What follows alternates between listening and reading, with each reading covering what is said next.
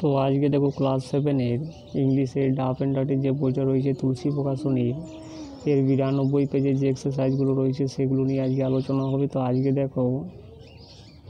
আজকে দেখো past perfect টেন্সের যে সেন্টেন্সগুলো রয়েছে সেগুলোর কিন্তু ভয়েস চেঞ্জ করানো হবে। তো পাস্ট পারফেক্ট টেন্সের ভয়েস চেঞ্জ করতে গেলে আমাদের কী করতে হবে, প্রথমে অবজেক্টটাকে আগে লিখতে হবে, তারপরে কিন্তু একটা হ্যাডবিন বসবে, তারপরে ভার্বের সবসময় থার্ড ফর্ম, তারপরে কী হবে, তারপরে একটা বাই, তারপরে হবে সাবজেক্ট। তো দেখো কীভাবে হচ্ছে।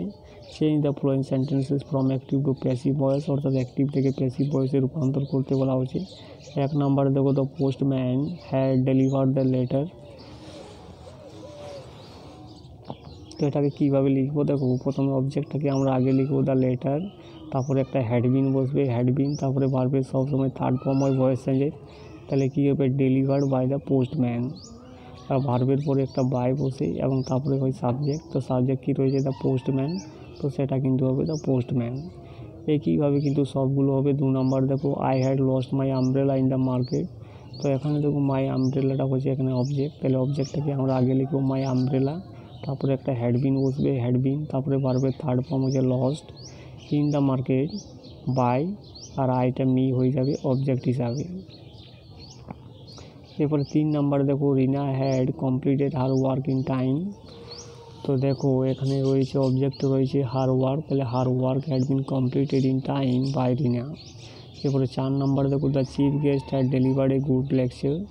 তো এই গুড লেকচারটা এখানে অবজেক্ট রয়েছে, তাহলে এই good lecture had been delivered by the chief guest. এরপরে দেখো the cat had kill some rats, অর্থাৎ কি সাম র্যাটসটা এখানে কি রয়েছে অবজেক্ট রয়েছে, তাহলে the some rats had been killed by the cat. এরপরে 6 নম্বরে দেখো nobody had made any mistake.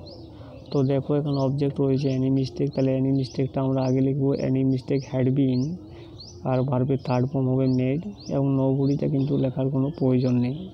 এরপরে 7 নম্বরে দেখো the doctor had examine the patient. তো দেখো এখানে অবজেক্ট রয়েছে দ্য পেশেন্ট, তাহলে দ্য পেশেন্টটাকে আমরা আগে লিখবো the patient had been examine by the doctor.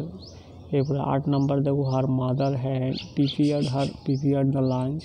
তো এখানে অবজেক্ট কী রয়েছে দেখো দ্য লাঞ্চ, তাহলে লাঞ্চটাকে আমরা আগে লিখবো the lunch had been prepared by her mother.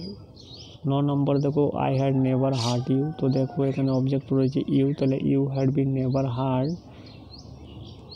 Never হার্টটা কিন্তু হার্টেড হবে, হার্টেড বাই মি। এরপরে 10 নম্বরে দেখো আওয়ার টিচার হ্যাড কল্ড আস। তো দেখো এখানে অবজেক্ট রয়েছে আস, যেটাকে সাবজেক্ট করতে গেলে কী হবে আমাদের উই করতে হবে, তাহলে we had been called by our teacher.